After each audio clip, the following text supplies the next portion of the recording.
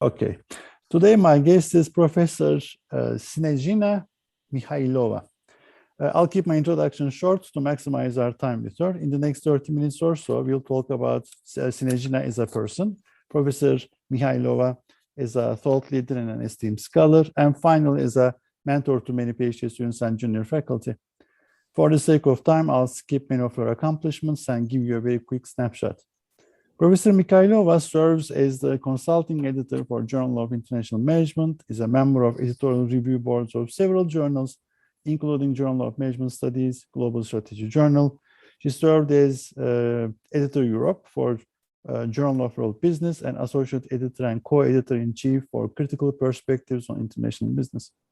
She also served as a member of the Council of Cross-Cultural Competence and Management. Snejina received the 2018 AIB Best Paper in Research Methods Award, the 2018 Best Paper Award at the Australia-New Zealand AIB Conference, and several Best Reviewer Awards at AIB conferences. She was the 2017 Outstanding Author Contribution winner, Emerald Literati Network Awards for Excellence, as well as the highly commended paper. She also received the 2015 Best Reviewer Award from the Asia Academy of Management Annual Conference. And finally, she was a member of the AIB Ellen Rugman Young Scholar Award Committee. Thank you, Snejina, for joining us. Thank you for inviting me. What did you want to become when you were a child? What did I want to become when I was a child? A few things, actually. First, I wanted to work in a hospital. We were living close to a hospital, and I remember my mom brought me to that hospital to visit a friend of mine. And we entered the hospital, and it was first time I was confronted with, seeing actually sick people and needles and the smell. So I fainted. And so that was the end of that dream. So no more working in hospital. Then I remember I wanted to become a flight attendant. And I've been actually reflecting on that some time ago. Why did I want to become a flight attendant? And I think it was because at that time, I was born in Bulgaria. You couldn't really travel. You were where you were, so not traveling. So I thought, you see, if I become a flight attendant, then, I can cross borders and I can visit different countries. I also then, I remember I wanted to become a teacher. And I think that was because my mom was a high school teacher. So when, I couldn't be taken care of by anyone, I was brought to that high school. And so her colleagues would take me to their classes. So I would sit in the end of, on an end row in the classroom. And I found that really, really fascinating. But I also remember what I absolutely did not want to become. And if you are interested in hearing of course. I did not want to become a chemical engineer. So my dad was a chemical engineer. He worked in a very famous big plant. And I do remember at home, some of our bookshelves in some of the rooms were just these very heavy, very thick, grayish, greenish books. And so you opened that book and it was all these absolutely kind of foreign language and formulas and numbers. And I thought, no way, no chemistry, no engineering for me. So that was it. Funny. Well, knowing what not to do is actually helpful. I think it's very helpful to know what you absolutely don't want to become or don't want to do. Sure. So how did you choose academia and particularly international business? How? Well, it wasn't actually an intentional choice. So I finished my master's education in Sofia, the capital of Bulgaria. And then exactly at that time, or right after, the Berlin Wall came down. And so I started competing for different positions. I wanted to study abroad. And by that time, I only spoke Bulgarian, Russian, and German. I educated myself in a German high school. But then suddenly, in my university, I went to meet my master's thesis supervisor, and he said, Snejina, there is a scholarship for Denmark. And I said, I'm going. And then I thought to myself, how would you go to Denmark? You don't speak English, you don't speak Danish, but I did go. So I studied on my own English, like, you know, really put the effort. I went there. So I actually studied there, and then later on, after that particular program, after that particular scholarship, I was invited actually to write my PhD in Copenhagen Business School in Denmark, which I did. But that was not in international business. That was in organization studies. So that was kind of my passion at the time. And when I finished my PhD, it coincided with actually a period of time when large multinational, Danish multinationals started venturing out in Russia and in Eastern Europe. And I thought, well, I'm actually really well positioned to engage, you know, in that type of research. So I spoke the languages. I had kind of the empirical background, being a Bulgarian, and it interested me. And so this is how I actually moved from org studies into IB. Interesting. This is interesting. So something that is not on your CV that people might find interesting. Not on my CV. I don't put much on my CV, so there is quite a bit that is not on the CV. But okay, so one would be probably that I speak 5 different languages. So you know, besides my native Bulgarian, I have studied really hard 4 languages, and I really mastered them. But I wrote my PhD in my 4th language. And as I said, I have never studied formally English, so I have educated myself. What others wouldn't know about me is also probably the fact that I'm a very, very keen gardener. I love gardening. Oh, yeah. I have a big garden. I have a veggie garden, so I love gardening. I also took a course in plant propagation. So if I lose my job in academia, I'm going to work in a garden. Yes, that's funny. And what else? I have phobia of cats, unfortunately, that I can't combat. And maybe one more thing. My husband, who is also a professor in a business school, and we run a farm business. So we live on a farm in New Zealand, which we have bought about 14, 15 years ago. And so we run a farm business. We are actually having the largest Icelandic horses stud in the country. And not many people know about that. Some do, some colleagues do. But I do remember some years ago, the late Alan Rugman, Alan and his wife Helen, they visited us on the farm. And I remember Alan saying, you know what, Snejina, I have met many people, but I have actually never met 2 business school professors running a successful farm business. So here we go. Yeah, so these are a few things I guess people don't know about me. Now, the horse part is actually quite extraordinary in this one. Regrets, have you got any regrets? Things that you wish you would have done differently or not done? Yes, I do. I do. I have a number of regrets, but I have probably one very, very big regret. My greatest regret. I haven't spent much time with my parents. You see, I left home when I was 13 because the German language high school was in a different town. So if I wanted to study in that school, I had to leave. And then I was just in the machine of, you know, studying and working. And I left my home country, and I have not spent enough time with them, and I very much regret them. I lost them both.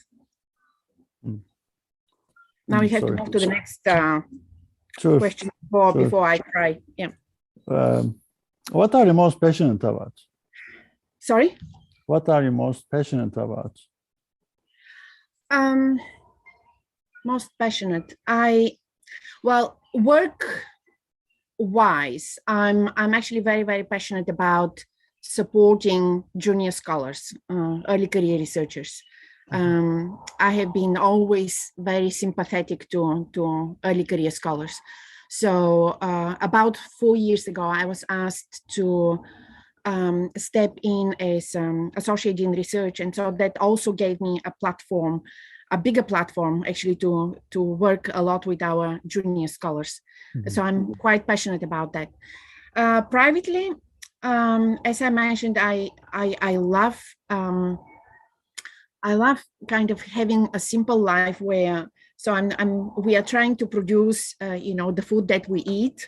So it's a good life. So I'm quite passionate about, growing things and working with seeds and with seedlings, producing veggies and fruits. And I love flowers.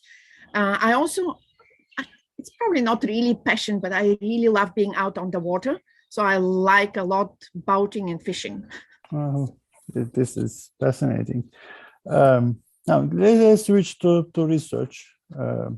How do you explain your research to people who don't read your work regularly? Like you're stranded in a small village, people are curious about you. How do you explain what you do and why it's important? Okay, so that's happening actually very, very often, almost on a daily basis. Of course, except when we are in lockdown, like right now we are in lockdown in Auckland. But because I live in a rural, fantastic rural community in New Zealand, and so you're often asked, what are you doing? And if you say, well, I work at the University of Auckland, and so they would say, oh, so you're teaching? And I would say, yes, but I'm also doing research. Well, what research? So, but I would, of course, it depends on whom you're talking to, right? But if it is people who don't have, a good understanding of academia, universities, and so on, I would basically say I am studying people and interactions in large global companies. I would not say M&Es. I would not use any acronyms. And they themselves would say, well, that's important because we are living in a global world, aren't we? So, and I would say, yes, absolutely. So, and then we continue. And so I would say, without international business, actually countries can't function as well as they could. So that's in a very simple way how I would explain what I do. About creativity in research, where do creative ideas come from, especially, let's say, for you in your line of work? I think ideas can come from any possible places, and typically I think in moments where you don't expect them to come, right?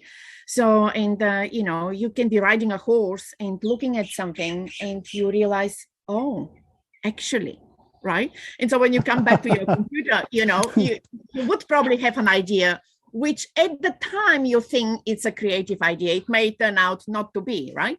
Or, when I garden, when I remove weeds, or when I trim bushes, so I think, that's one of the fascinating things about, ideas, how they come and also how they go.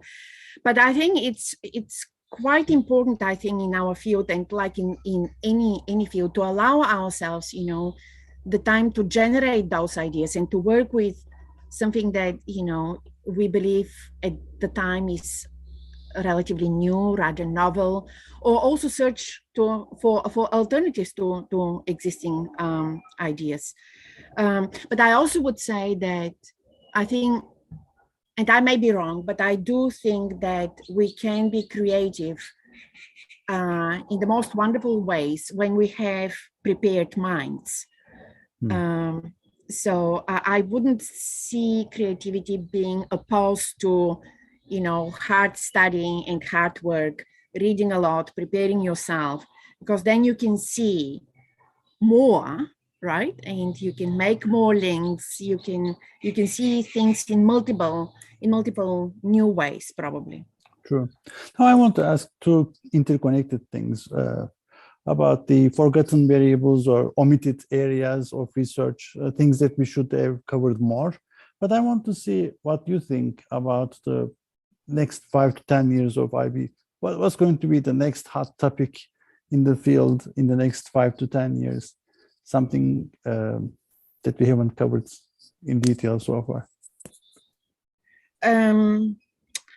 I don't think I'm a big enough authority to answer that question. I think it's a big question. I have my ideas about where I think we could be heading, but let me start with, you said omitted variables. I'm not really sure whether, it's about variables, or constructs or concepts, and whether omitted is the right kind of framing, but I do think that there are issues and topics and themes or lines of inquiry that I think, again, are probably not omitted, but have not attracted substantial attention, or I would argue the attention that I think they deserve. And here I have to admit I'm biased, but I don't think that we know as much as we should, I think, about modern slavery. And I did declare I'm biased because this is one of my kind of research projects. Beautiful. This is actually what I wanted to ask you. So thank you for offering it. So let's talk about modern slavery. What is it? What do you mean by it, and how do you explain it?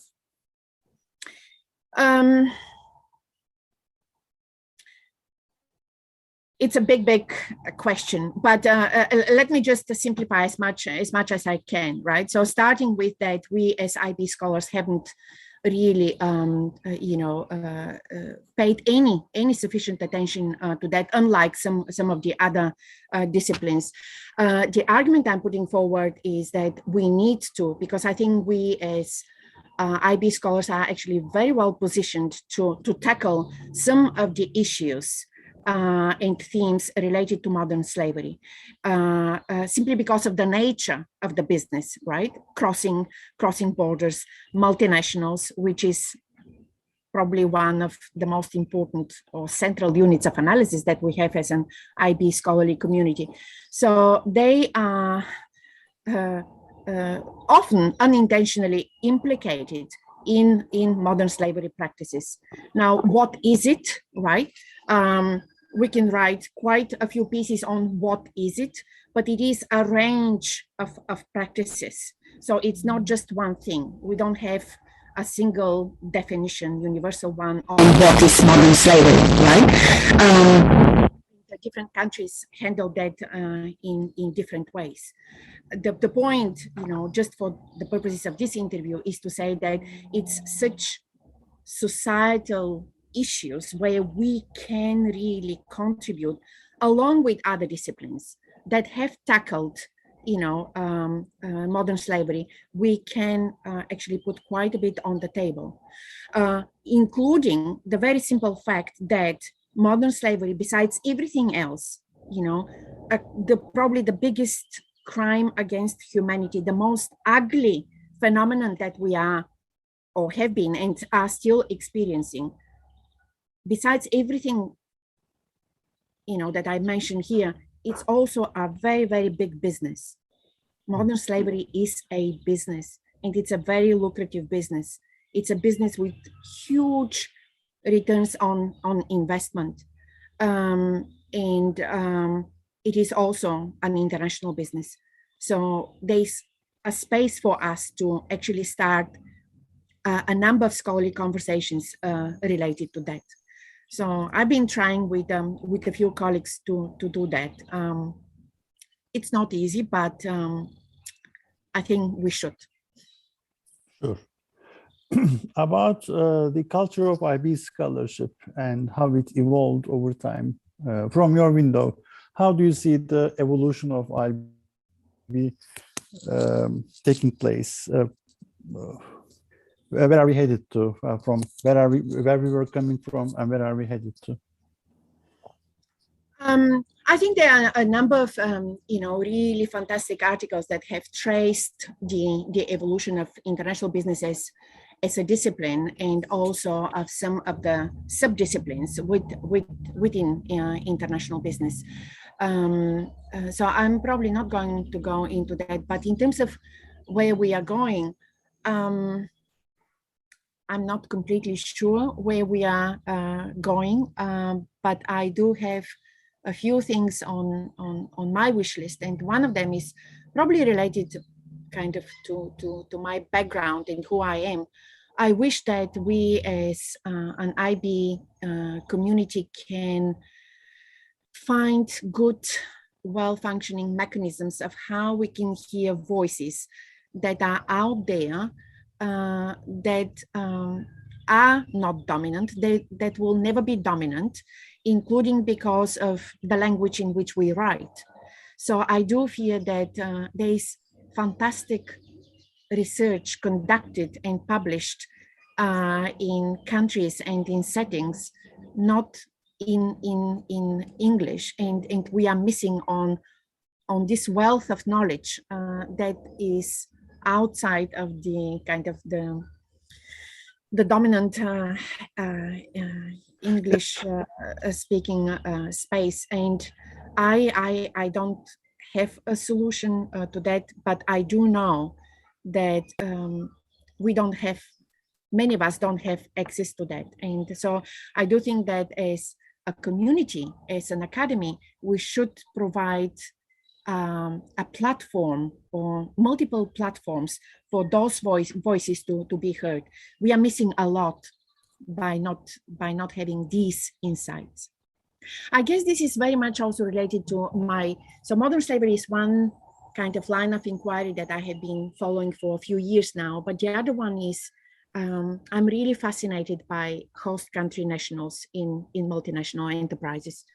And so, trying to understand them really in the way they deserve to be understood also makes me think, well, we do understand them, or many researchers, many fellow IB colleagues do understand them, in the localities, right, where they work. And but we as a community don't really haven't come to terms with how we can make that knowledge, accessible to more people rather than less. Thank you.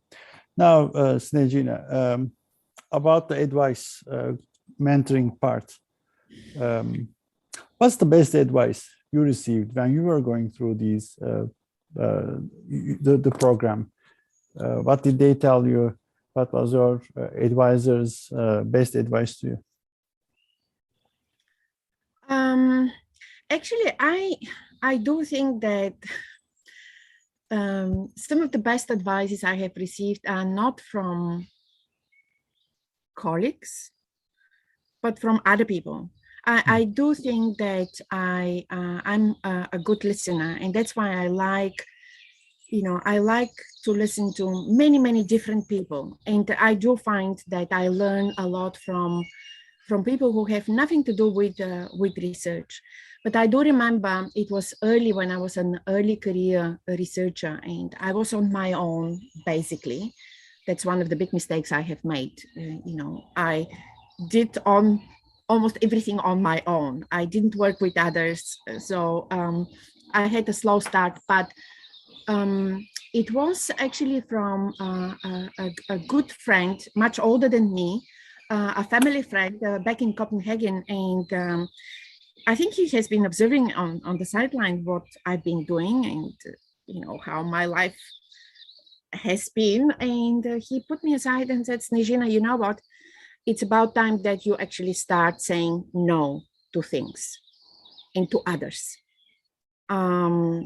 And so that was a bit of a shock for me. At the time, I thought that there's no way you can say no. If you are asked to do something, you do it. If you, whether you want it or not, whether you think it's important or not. And I guess this probably was related to the fact that for a very long time, I had no stable contract. So I found myself, being dependent on too many circumstances. And so you believe that if you do everything you're asked to do, then that will help. And I know now that's not right. So he put me aside and said, start saying no. And interestingly, just the day after, I did have an opportunity to say no. And I remember that day very, very vividly. And it was very liberating because the person to whom I said, I'm really sorry, I can't do that. That is not something I am educated in, or I'm not really competent. So no, I can't, and I will not. And it felt so good. And in fact, there was no negative consequences of that, quite the contrary. So I think it's quite important to, to be a bit more careful in the choices we make, especially, when committing or overcommitting. It's very, very easy to overcommit, and we shouldn't. Yeah. This worked out for you quite well, obviously, but in your interactions with the junior faculty or young scholars all around the world, what are some of the common mistakes that you see, like a common thread that they do or they don't do? Something that you can tell young colleagues? Yeah, so I have conversations with junior scholars almost on an everyday basis. As I mentioned earlier, I really care about them, and so I think it's quite important, at least. And I'm not really. I don't see myself in a position to provide advice, but I do reflect on a number of issues that I'm confronted with in different roles. And so one of the things I would probably say is, especially in the early years of your career, try really to work very systematically and very intentionally, very hard on finding out and establishing your scholarly identity, right? Who you are as a scholar. Right? What do you want to be known for? And I think that's important to all of us, but especially in the beginning, where you are in relatively, uncharted territories and everything has become so fast and so competitive, and we are overwhelmed with so many different things. I think it is really important to step back, also find the time for deep thinking, deep work, and not find ourselves in this kind of treadmill of rush and be in a hurry for everything and about everything, because I do think that we are losing, unfortunately, the kind of almost the ability to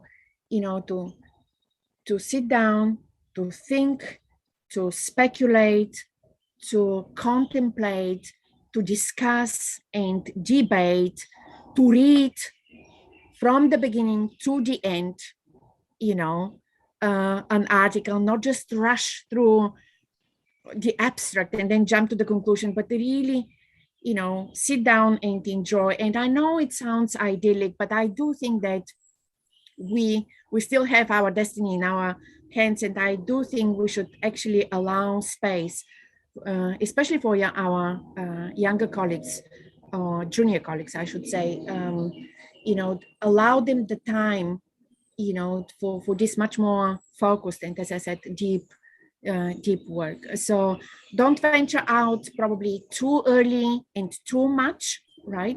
Cover your passion in terms of which line of inquiry you really want to associate with and contribute to. And then the time will come where you will have the luxury to say, okay, for the next 2 years, I'll do this. And then for another 3 years, I'll venture out into something different. And probably one more thing, which I find problematic, and that relates, Ilgas, to some of your previous questions. And that would be both for junior scholars, but I actually also think very, very much for more established senior colleagues. I think we need to be really, really careful, particularly in our field, as we argue and claim that international business is an interdisciplinary field inherently.